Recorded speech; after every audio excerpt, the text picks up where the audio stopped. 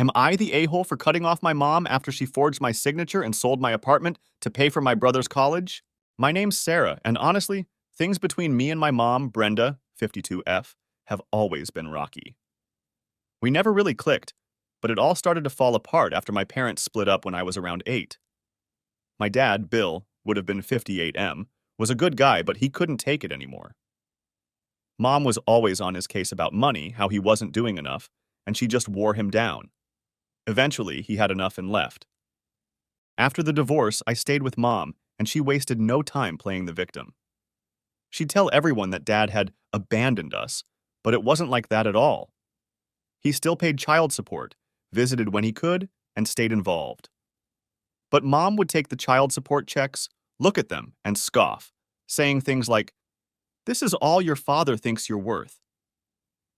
It messed with me as a kid, made me feel like Dad wasn't doing enough, even though I now see that he was doing everything he could. Things got even worse when Mom met Tom, now 53M, a contractor who seemed to be doing all right for himself. They had my half-brother Jake, and after that, I felt like I disappeared. Mom would make these fancy dinners for Tom and Jake, and I was just left to fend for myself most of the time. Sometimes I'd get home and there wouldn't even be food for me in the fridge. I was like a ghost in my own home. But the real bomb dropped when I found out Mom was cheating on Tom. And it wasn't just some suspicion or a little thing I stumbled across. It was a full-blown, in-your-face kind of discovery. It all happened when I was 17, just a few months away from finishing high school. I remember the day perfectly. It was a Saturday, and I had been out with some friends. We wrapped things up earlier than I expected, so I came home a little earlier than usual. I wasn't really expecting anything, just a quiet afternoon. But the second I walked through the door, something felt off. You know when the house is too quiet? Like unnaturally quiet? That's what it was like. I called out, "Mom? Tom?" But got no answer. That's when I heard it. Voices coming from upstairs. At first, I thought maybe Mom was just talking on the phone or something, but then I heard a laugh. Not just any laugh, but the kind of laugh she used to do with Tom when they were being all flirty and gross. Except this time, it didn't sound like Tom was the one making her laugh. My heart was pounding, but I couldn't stop myself. I started creeping up the stairs, trying to make as little noise as possible. The voices were getting clearer as I got closer to her bedroom door, and then I heard it. Another voice. A man's voice. And it wasn't Tom's. I stopped right outside her door. It was cracked open just enough for me to see in without being noticed. I peeked through the gap, and that's when I saw them. My mom and some random guy. They were all over each other on the bed, wrapped up in the sheets, like they didn't have a care in the world. I froze. I couldn't even process what I was seeing at first. My brain just couldn't catch up with what my eyes were looking at. And the worst part? They were laughing. Laughing like what they were doing was no big deal, like it was just some casual Saturday afternoon thing. Suddenly, I must have made a noise because both of them looked up at the same time. My mom's face went pale. She scrambled to cover herself with the blanket, and the guy? He just smirked. He didn't even try to hide what was happening.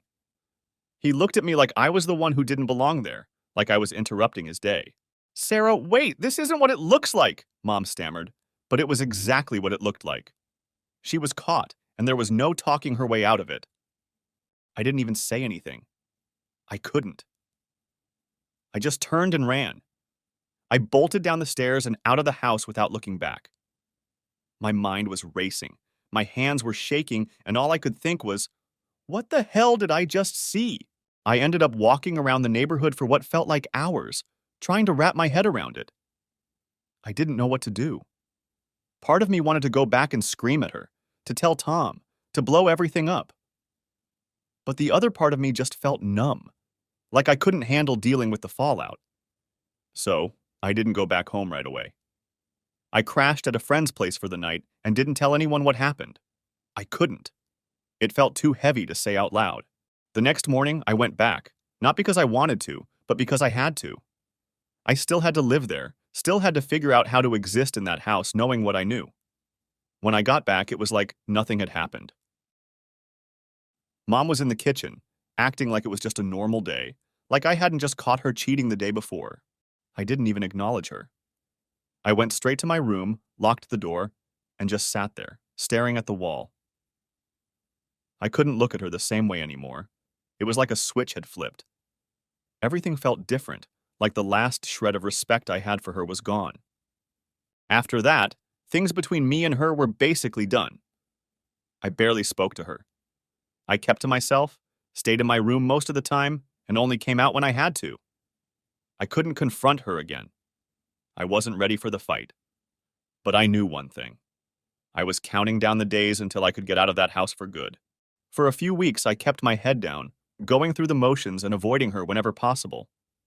But I couldn't shake that gut feeling, the one that said I had to leave. The problem was, I didn't know where to go. Then I remembered something Dad had mentioned a while back, an apartment. He had been talking about it casually, saying he'd wanted to set something up for me when I was ready to move out after high school. At the time, I didn't think much of it. But now, it felt like a lifeline. I decided to call him. It was a Friday after school, and I'd spent the whole day building up the courage. My heart was racing as I dialed his number. When he picked up, his voice was as calm as ever, like he had no idea what was going on. "Hey, kiddo, what's up?" I hesitated for a second, not sure how to start. "Hey, Dad, I need to talk to you about something important." There was a pause. "Of course, what's going on?" I took a deep breath. "I want to move in with you. I can't stay with Mom anymore." There was a moment of silence, and I braced myself for his response. But when he finally spoke, it was exactly what I needed to hear. "Of course you can, Sarah. We'll figure it out, okay? Don't worry." The relief that washed over me was unreal. I had been so scared he'd say no, that he wouldn't want to get involved, but that wasn't my dad. He didn't ask a million questions or make it complicated. He just said yes, like it was the most natural thing in the world. "I'll come pick you up tomorrow," he added. "Pack up what you need." That night, I packed everything I could fit into a few bags. I didn't even care about leaving most of my stuff behind. I just wanted to get out. Mom didn't say a word to me. She acted like she didn't notice me packing, and maybe she didn't. I think part of her just didn't care. She had Tom and Jake, and I wasn't part of her world anymore. Dad showed up the next day right on time. When I got into the car with my bags, he didn't ask for details, and I appreciated that.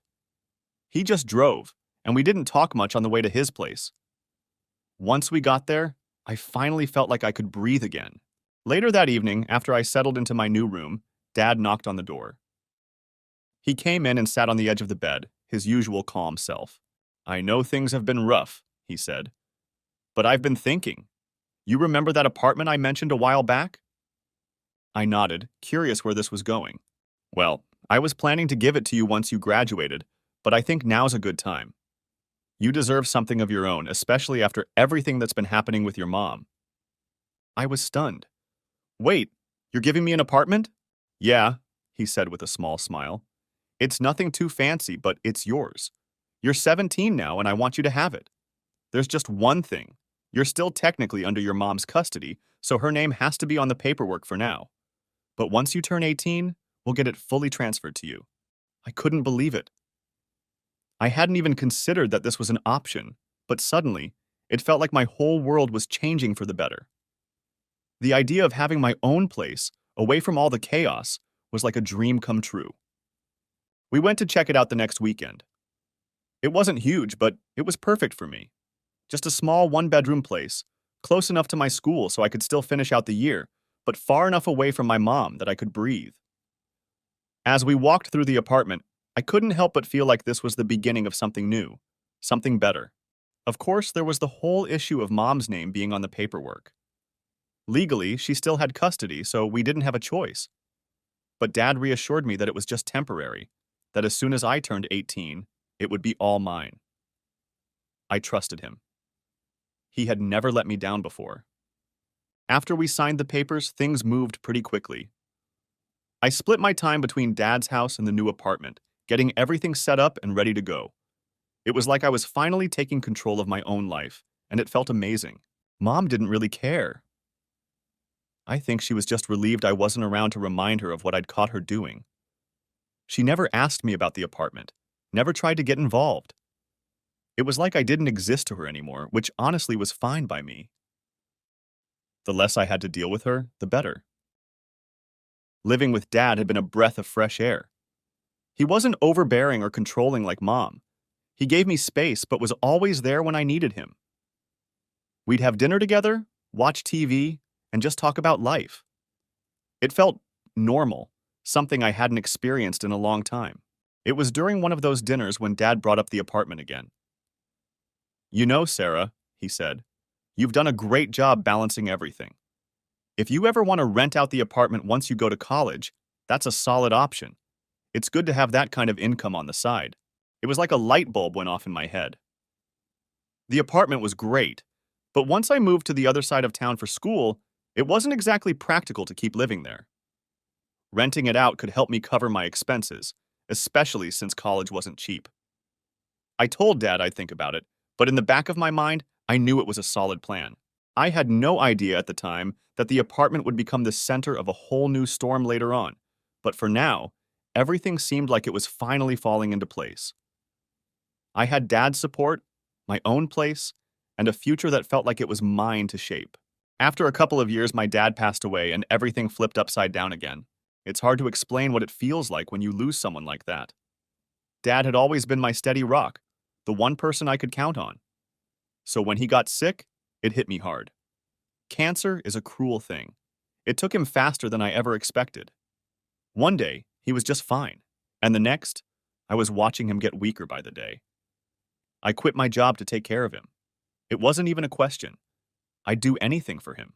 By the time he passed, I was completely wrecked. I'd put everything into taking care of him, and suddenly he was gone.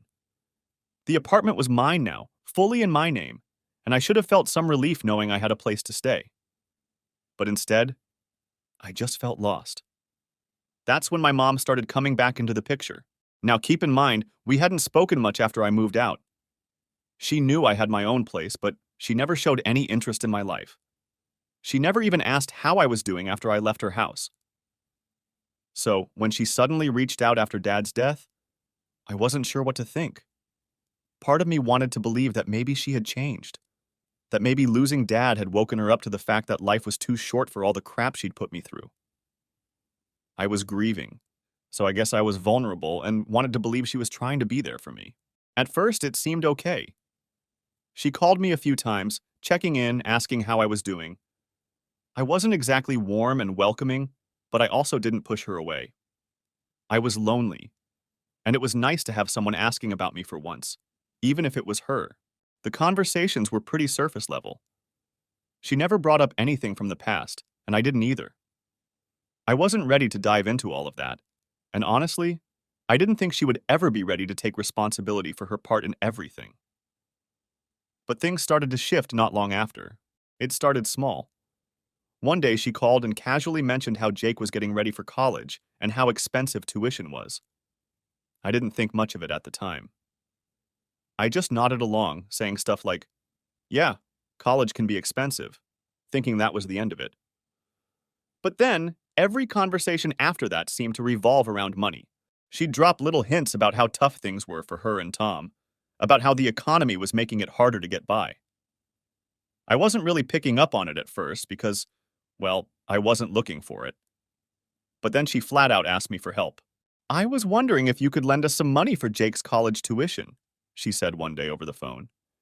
I sat there, stunned for a second, trying to process what I just heard. My brain was still in the mode of thinking maybe this was her attempt to fix things between us, but now it felt like she was just seeing me as an ATM.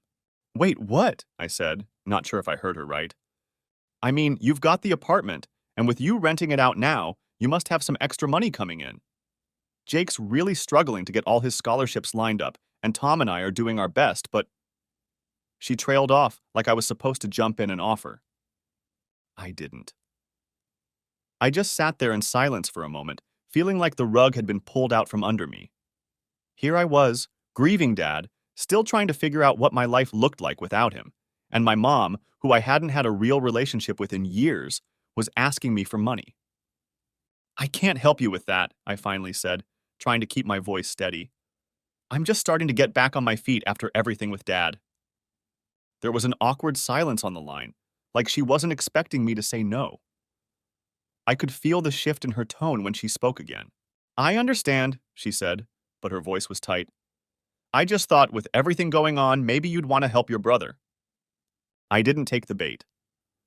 After that call, things between us got weird. She stopped calling as much, and when she did, it was short and to the point. I could feel her pulling away, and honestly, I didn't really mind. I was too drained from everything else to deal with her guilt trips. But what I didn't expect was for her to take things a step further. A few weeks after that phone call, I got a message from my tenant at the apartment. They were freaking out, saying they'd received an eviction notice. I was confused as hell because I hadn't given any notice to vacate or even thought about selling the place. So I called them back to figure out what was going on. Turns out my apartment had been sold. And not just sold. It had been sold without me even knowing about it. My first thought was that this had to be some sort of scam or mistake. There was no way this was legit, right? I immediately contacted my lawyer and we started digging into the paperwork. That's when the bomb dropped. My mom, who still had her name on the apartment paperwork from when I was underage, had forged my signature to sell the place. I was floored, completely blindsided. I couldn't believe what I was hearing. I mean, who does that? Who sells their kid's apartment without telling them? I was shaking when I called her. What the hell did you do? I shouted as soon as she picked up the phone. Did you really sell my apartment? She didn't even seem fazed. I didn't think it was a big deal, she said, her voice annoyingly calm. You weren't using it, and Jake needed the money for school. It was just sitting there. I was speechless. This wasn't some small misunderstanding. This was my apartment. The place Dad gave me. The place that was supposed to be mine. And she just sold it like it was hers to do whatever with. I tried to hold it together, but I couldn't. I can't believe you did this, I said, my voice shaking with anger. You had no right. Well, technically, my name was still on the paperwork, she said, like that made it okay. And besides, it's going to a good cause. Your brother needs that money. That was it for me. I couldn't believe my own mom had gone behind my back, forged my signature, and sold something that wasn't even hers to sell. And for what? To help Jake? I had nothing against him, but this wasn't about him. This was about her crossing a line that I didn't even think was possible. She sold something that wasn't hers, something my dad had given me, and then acted like it was no big deal. I knew I needed to do something about it, and the first step was confronting her in person. I drove to her house that same afternoon, my mind racing the whole time. I wasn't sure what I was going to say, but I knew I had to get it out. When I got there, I didn't waste time. I walked right up to the door, barely knocking before stepping inside. She was in the kitchen, humming to herself, acting like her world was perfectly fine.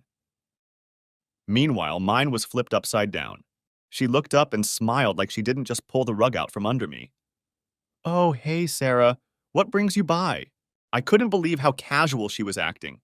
Like everything was normal. Like she hadn't just sold my apartment behind my back. My heart was pounding, and I was so angry I could barely keep my voice steady.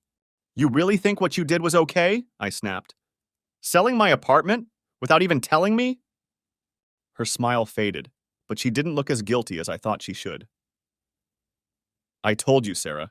Jake needed help for school, and you weren't using it anyway, she said, shrugging like it was no big deal. It was just sitting there, empty. I couldn't believe what I was hearing. She was acting like selling the apartment was some small thing, like it didn't matter. It wasn't yours to sell, Mom. That apartment was mine. You forged my signature. I was practically yelling at this point. She crossed her arms and leaned against the counter, still way too calm for someone who had just committed fraud. Technically, my name was still on the paperwork, and I'm your mother. I did what I thought was best for the family. That phrase, what was best for the family, it made me want to scream.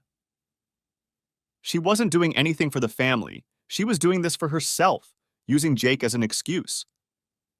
I couldn't believe she was just brushing it off like it was nothing. You have no idea what you've done, I said, my voice trembling with anger. This wasn't about what was best for anyone. This was about you thinking you could take something that wasn't yours. She rolled her eyes like I was being dramatic. You're overreacting. It's just money, Sarah. Your brother needed it for school. You've got your own life now, and you didn't even need that apartment. My hands were shaking at this point. I took a deep breath, trying to hold it together. You forged my name, Mom. Do you even understand how illegal that is? You think you can just take something from me and use it like your personal piggy bank? She sighed, clearly tired of the conversation. I'm your mother, Sarah. I didn't think you'd be so ungrateful about this. I was trying to help your brother. You'll be fine. You always are. Ungrateful. She had the nerve to call me ungrateful. I couldn't believe what I was hearing. This was beyond her usual selfishness. This was criminal, and she was acting like I was the problem. I've already contacted my lawyer, I said, and her face changed instantly. That calm, smug attitude? Gone. She straightened up, and for the first time I saw her actually get nervous. What do you mean, your lawyer? She asked, trying to sound casual, but I could hear the edge in her voice. I mean, I'm taking legal action against you, I said, my voice cold. You committed fraud. This isn't just some misunderstanding, Mom. You sold something that wasn't yours to sell, and you're going to pay for that. The color drained from her face, and for a second, she didn't say anything. I think she finally realized just how deep in she was. Sarah, you don't need to do this, she said, her voice a little more desperate now. We're family. We can work this out. I shook my head, feeling all the anger bubbling up again. No, we can't. You made sure of that the moment you forged my name. You didn't even think twice about it, did you? You didn't care what I wanted or needed. This was all about you, and I'm done letting you walk all over me. She was silent for a moment, like she was trying to figure out how to talk her way out of this. I didn't mean for it to get this far, she finally said. I was just trying to help Jake, and I thought, you thought you could do whatever you wanted, I interrupted. You didn't care about the consequences. You never do. But this time, you're not getting away with it. I turned and started walking out of the kitchen, but she called after me. Sarah, wait! Please don't do this. We're family. You don't want to take this to court. I stopped at the door and turned to face her one last time. I didn't want any of this, but you left me no choice. I walked out and didn't look back. I felt like my whole world was crashing down, but I also felt a strange sense of clarity. I knew what I had to do. I wasn't going to let her get away with this. She had pushed me too far this time, and there was no going back. The next few days were a blur of phone calls with my lawyer, emails, and collecting documents. My lawyer told me I had a solid case. Everything she did, every forged document, every shady detail, was coming to light. It was exhausting, but I had to keep pushing forward. I wasn't just fighting for my apartment. I was fighting for myself, for everything she'd taken from me, emotionally and financially. I wasn't ready for the legal battle ahead, but I didn't have a choice. Final update. It took months of back and forth, legal filings, and endless stress. But in the end, justice came through. The court ruled in my favor. My mom had indeed forged my signature to sell my apartment, and everything she did was not only illegal, but completely shameless. When I got the news, I felt a mix of relief and exhaustion. After all the chaos, it was finally over. The ruling was clear. Mom was found guilty of forgery and fraud. She had gone behind my back, sold something that wasn't hers to sell, and pretended like it was nothing. It was more than just about money. It was about trust, or whatever was left of it. But now, it didn't matter. She was going to prison, and I wasn't going to lose what my dad had given me. When I heard the judge's decision, it didn't hit me right away. It felt surreal, like this couldn't really be happening. Part of me didn't even want it to come to this. I mean, who wants to send their own mother to prison? But at the same time, I knew this was the consequence of her actions.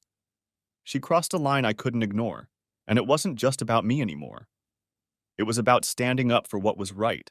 Mom tried to act tough during the trial, like she still had the upper hand, but by the end, you could see the fear in her eyes. She knew she'd lost, and the reality was sinking in. When they handed down her sentence, I didn't feel happy or triumphant. I felt empty. She was going to prison for fraud, and I didn't think there was any way our relationship could recover from this. Not that I wanted it to. She'd made her choice, and now she had to face the consequences. But the apartment wasn't the only thing hanging over her head. There was something else I needed to deal with: Tom. See, throughout all of this, Tom had no idea what had been going on. He didn't know about the forged documents, the fraud, or the apartment sale. But more importantly, he didn't know about the affair I caught my mom in all those years ago. I'd been holding on to that secret for way too long, and after everything that had happened, I knew I couldn't keep it in anymore. It was time for Tom to know the truth. I wasn't sure how to approach it. I mean, how do you tell someone that their wife cheated on them? That she'd been lying to them for years? I debated with myself for a while, but eventually I decided the best thing to do was just rip off the Band-Aid. He deserved to know the truth no matter how much it hurt. So I met up with Tom. We sat down, and after some awkward small talk, I just came out with it. Tom, I need to tell you something, and it's not going to be easy to hear. He looked at me, confused, but he could tell I was serious. What is it? He asked. I took a deep breath. A few years ago, when I was 17, I caught Mom cheating on you. I didn't know how to tell you at the time, so I kept it to myself. But after everything that's happened, I can't keep it in anymore. You need to know. His face went pale. I could see the shock hit him like a brick. She cheated on me? He stammered, like he couldn't even process the words. When? I explained everything. The day I came home early and saw her with some random guy, the way she laughed it off, how I'd kept quiet all these years because I didn't know how to deal with it. I told him how much it had weighed on me, but I also told him that after the fraud, after the court case, I realized I couldn't let her lies control my life anymore. Tom just sat there for a moment, staring at the table. I could see the anger building in his eyes, the way his hands clenched into fists. I had no idea, he finally whispered. I had no idea she was capable of all this. I didn't say anything. What could I say? It wasn't like I could make it any easier for him. First, she screws you over with the apartment, and now I find out she's been lying to me for years, he muttered, almost to himself. Then he looked up at me, and I could see the pain in his eyes. Thank you for telling me. I wish I'd known sooner, but thank you. After that conversation, things moved quickly. Tom filed for divorce. He couldn't stay with her, not after everything that had come to light. Between the forgery, the fraud, and now the affair, it was clear their marriage was over. And honestly, I think he was ready to be done with her. She'd manipulated him, just like she had with me, and he finally saw her for who she really was. In the end, she lost everything. Her marriage was over, her relationship with me was gone, and she was in prison. I wish I could say I felt some sort of satisfaction from it, but I didn't. It just felt sad. All of it. I got the money from the sale of the apartment back, and I used it to buy my own house. A place that was mine, with no strings attached. It felt like a fresh start, something I desperately needed after all the drama. I haven't spoken to my mom since she was sentenced, and honestly, I don't plan to. There's no fixing what she did. Some things are just too broken to repair. As for Tom, we're not super close, but we've kept in touch here and there. I think he's just trying to figure out how to rebuild his life, and I can't blame him. It's hard when you realize someone you trusted was lying to you all along. And Jake? He's doing okay. He's in college now, and we talk sometimes. He didn't know anything about what Mom had done, and I don't blame him for any of it. I think he's just as shocked as I am by all of it, and he's trying to figure out how to move forward too. We're working on building a relationship, but it's hard with everything that's happened. So, that's it. That's where things stand now. It's been a long road, but I'm finally at a place where I feel like I can breathe again. Mom's in prison, Tom's free of her, and I'm moving on with my life. It's not the ending I imagined, but it's the one I got.